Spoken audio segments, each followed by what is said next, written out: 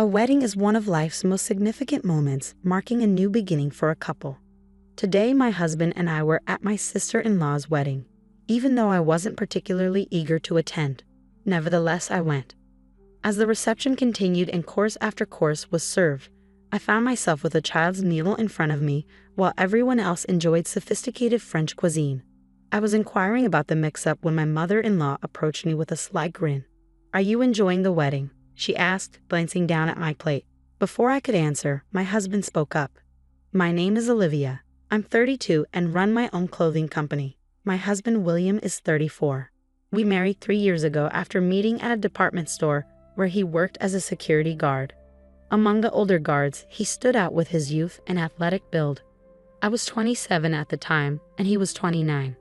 After marriage, I discovered he was a former firefighter who had to retire early due to a lung injury. We met every time I pitched my products at the store, and he eventually asked me out to dinner. I was single at the time, and one thing led to another until we were married 2 years later. Life with my husband is fulfilling. We rarely argue, though our busy work schedules mean little time together. My only complaint is the occasional difficulty with his family, particularly his older sister Sarah, who is 35. Our story with Sarah began on a rare day off we both managed to secure. "Let's go shopping since we have the day off together," my husband suggested. "That sounds perfect. I need new shoes anyway." Our busy schedules rarely allow simultaneous days off, so it was a special opportunity. Just as we were ready to start our day, the doorbell rang at 7 a.m. My husband grumbled as he went to answer it. To our surprise, it was Sarah, standing at the door with a suitcase. "Sarah, what are you doing here at this hour?" we asked, perplexed. With a casual air, she said, "I need a place to stay for a while. I'm getting married soon, and the venue is near your home. It's easier for me to manage the wedding preparations from here." She started to walk in as if she had every right. "Wait a minute," I objected. "We were about to go out. It's our day off." Sarah's face lit up. "Oh, shopping? I want to come too." My husband and I exchanged a surprised look. Are you planning to join us?" I asked cautiously. "Why not? Is there a problem?" She shot back, her tone defiant. My husband and I were taken aback by her audacity. Then she added, "I want to look at baby things." "I need to make sure I'm prepared for the baby," Sarah announced confidently as she took charge while we stood frozen at the entrance. "Come on, let's get ready and leave by 9 a.m., she instructed.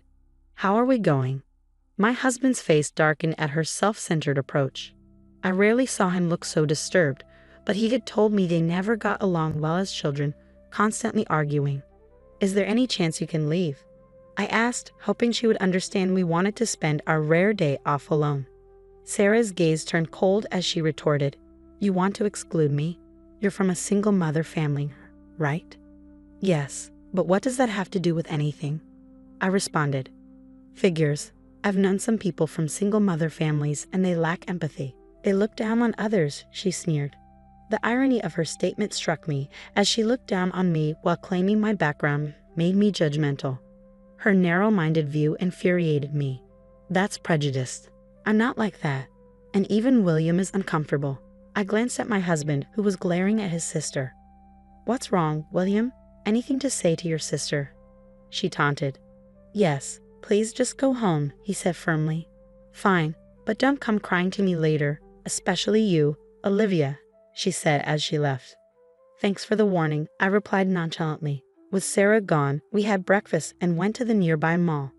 However, our luck hadn't changed. After shopping, we rested on a bench when we unexpectedly ran into Sarah again. "Look who it is, the same too," she said with a smirk. "Guess we ended up in the same place," my husband muttered. Then we heard a familiar voice calling Sarah's name. It was my mother-in-law. "Sarah, let's check out those luxury bags over there," she said as they approached us. "William and Olivia, you too," she said, noticing us. My husband sighed, sounding worn out. I felt the same way. Dealing with Sarah was challenging enough, but my mother-in-law only made things worse. Her attitude was unpleasant, and she quickly displayed it. "Is that a bag from Infinity Tread Shoes?" she asked, pointing at the bag my husband was holding. "Yes, it is," he replied. Mother and daughter exchanged knowing glances and laughed. "Since when do you wear such cheap shoes?" they teased, gesturing at their matching luxury brand shoes.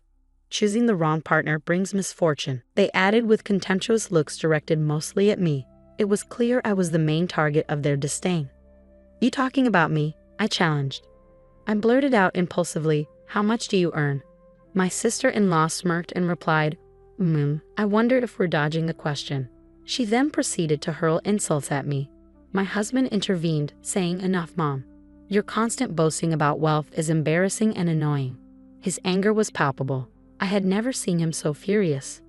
Despite his authoritative voice, it seemed to have no effect on them. William, you were born into a wealthy family. Are you okay with being with this uneducated poor woman? My mother-in-law sneered. Education doesn't matter much these days, and Olivia is, my husband, prioritizing defending me over his family, cut her off. His support filled me with happiness and strengthened my trust in him. But before he could finish, they interrupted him. That's not true. Dad got his job at a major company because of his education. He's even a vice president now and will soon be president. William, you graduated from a famous university, and yet you're with a woman like this. You've really fallen, my sister-in-law retorted. They treated me as an outsider, steering the conversation their way despite my husband's rebuttal. They showed no remorse, and their nature seemed utterly rotten. How much do you earn, by the way? I attempted to ask. But before I could finish, my sister-in-law cut in, mocking, wait, $120 a month. She laughed and continued, sorry, I should have been more considerate. That must be tough, especially for a dropout. Hey, enough. My husband tried to interject, but my sister-in-law placed a hand on his shoulder and said, well, good luck. My husband was visibly angry, and I felt a surge of hatred inside me. But they seemed oblivious to our feelings, continuing the conversation at their own pace. Oh, you both better attend the wedding. Mom's preparing a grand event, my mother-in-law insisted. Yes, we're sparing no expense for our darling daughter's wedding. You are coming, right, Olivia? The pressure from my mother-in-law felt suffocating, as if I couldn't say no. After all, my husband being family would obviously attend. I suppose it's fine if he's there. I reluctantly agreed to attend, knowing I would never go without my husband's presence. The day of my sister-in-law's wedding arrived, and I finished my accumulated work before finding a new dress with my husband for the occasion. As we arrived at the venue, the opulence was undeniable. The luxurious hotel, expansive ballroom, extravagant decorations, and the enormous wedding cake all spoke of lavishness. You both made it. My mother-in-law greeted us upon arrival. Not that I wanted to be here, my husband remarked, revealing a rare hint of weariness as he faced his mother. This wedding cost $100,000, with 500 guests and a special meal prepared by a top chef. Only we could pull off something like this. Her arrogance was evident as she looked down on everyone around her, though most passers-by offered only polite smiles and nods. Her constant need to flaunt her status appalled me. My husband's words echoed my thoughts. Why did he spend this much on our wedding? Our wedding had been modest, costing $20,000 and attended only by relatives and close friends. But I was content with it. Nevertheless, there was a stark disparity in the way she treated her own son compared to her daughter. What are you saying? Sarah's fiancé, Alex, will soon work directly under Dad, she said dismissively. Once Dad becomes president, Alex will be groomed for a key role in the company. It's only right that we give him a proper welcome. My mother-in-law laughed proudly. As we spoke, my father-in-law joined us. Emily, it's almost time for Sarah and Alex's entrance. Aren't you going to take pictures from the front row? He seemed intent on ending our conversation and was just as dismissive as my mother-in-law. Olivia, it's been a while. You should consider yourself honored to be invited to such an extravagant wedding. You'll probably never experience anything like this again, he said calmly, though his words dripped with condescension. My husband couldn't hold back his frustration. Why do you have to phrase it that way, Dad? My father-in-law responded with a cold expression. Don't get me wrong. I never approved of your marriage. Do you remember the conditions I set? My husband glanced at me briefly before turning away, revealing information I had never known. The fact that our marriage had never been approved by his father was new to me. Facing away from me, my husband spoke with a subdued voice. Graduate from a prestigious university, earn over $100,000 a year. That's right, his father interrupted. And Olivia, He shot me a quick glance before focusing back on my husband. Olivia may not have graduated, but she's successful and earning her own living. My husband was cut off by my mother-in-law shouting loudly, "Daniel, look. Sarah has finished changing into her second dress." Her outburst was disruptive, and if it weren't for the occasion, it would have certainly drawn complaints. Others glanced at her, forcing smiles as my father-in-law followed his wife's call and said, "We'll discuss this later," before leaving the conversation. My husband muttered, "Olivia is much more remarkable than you think, Dad," as he watched his father walk away. His words comforted me, knowing he was on my side. As the bride and groom made their entrance, the hall erupted in applause, and the celebration began. My sister-in-law announced, "We have a special course prepared by a top chef today. Please enjoy." The waitstaff began serving the food, but soon I noticed my mother-in-law arguing with a server nearby. "Are you sure about this?" she asked. "Yes, just do it," she insisted, and the server walked away, looking uneasy. It became clear that she was orchestrating a prank on me. With a large number of guests, serving took time.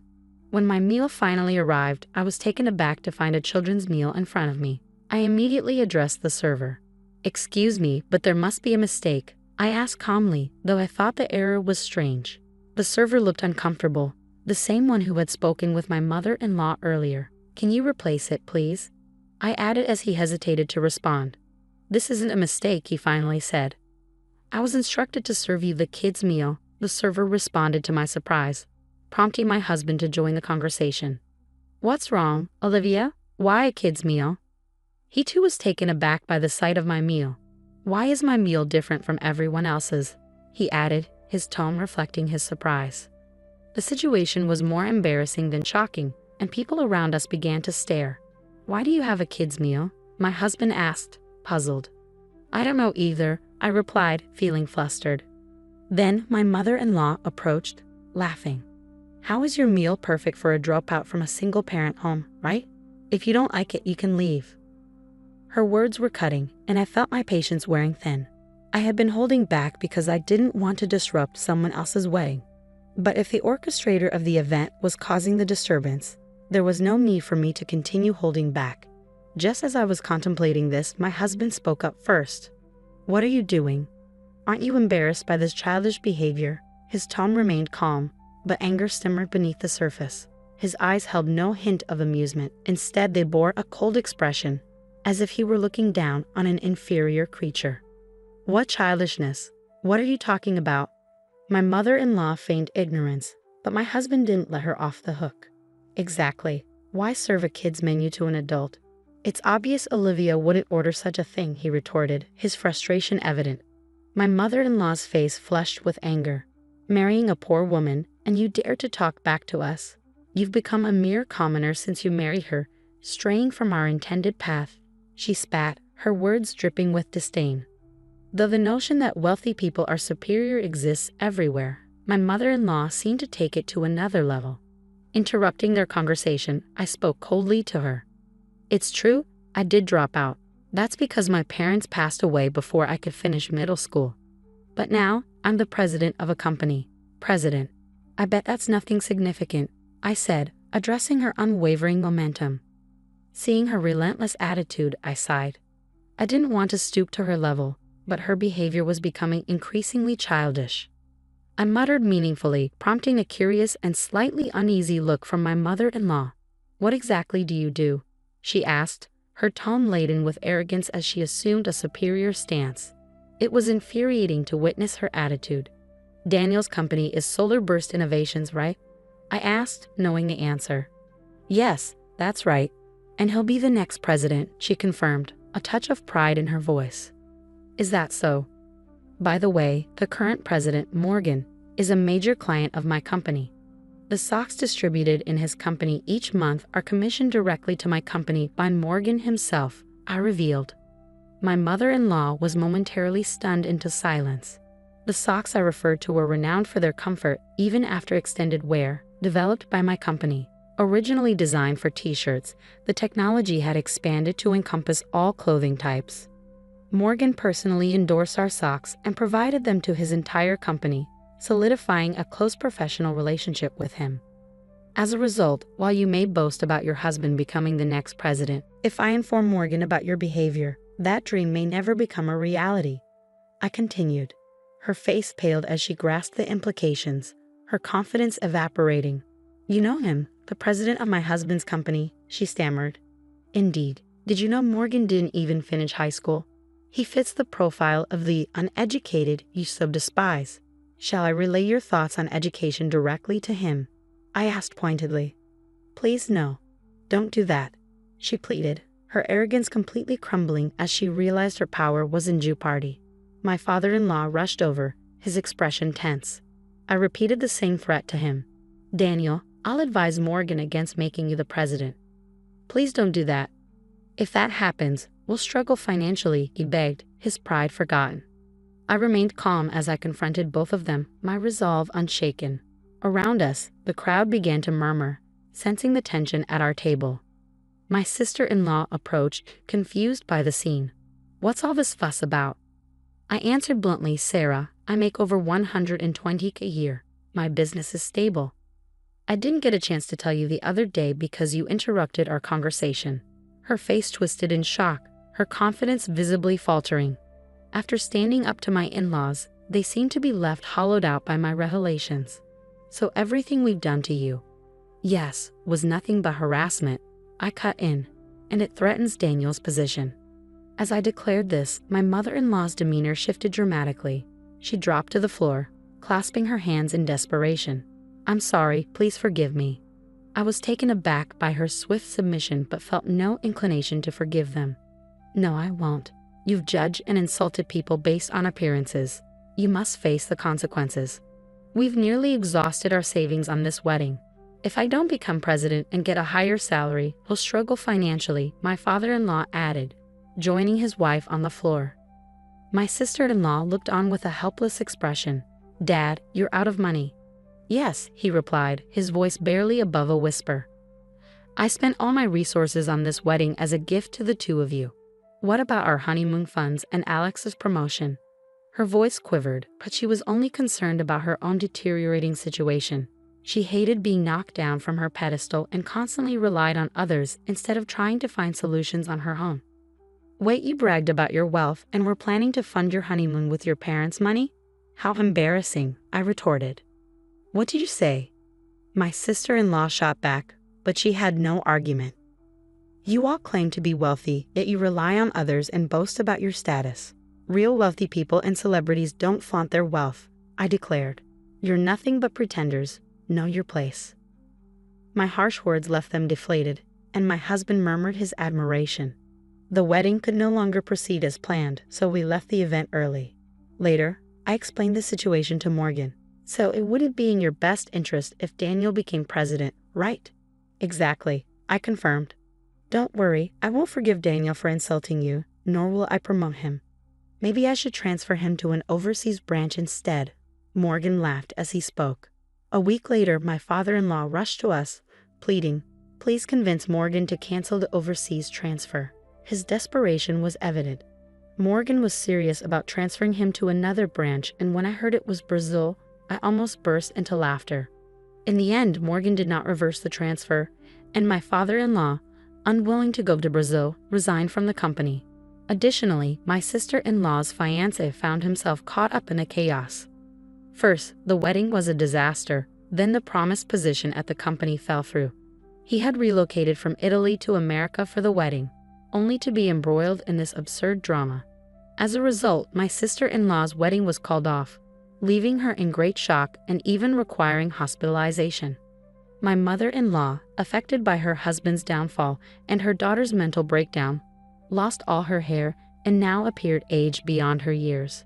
As my husband observed, the lives of these three people who had freely insulted others lost their luster in an instant, much like a diamond revealed to be nothing more than a lump of carbon.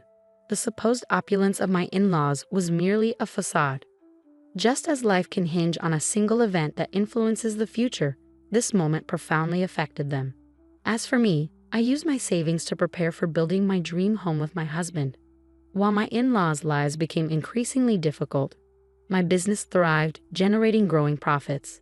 Additionally, with the calmness returning to our lives, I discovered I was pregnant. With financial stability and a growing family, we may seem like celebrities to my in-laws now. But I vow to remain humble and live happily with my husband and our future child, never succumbing to arrogance.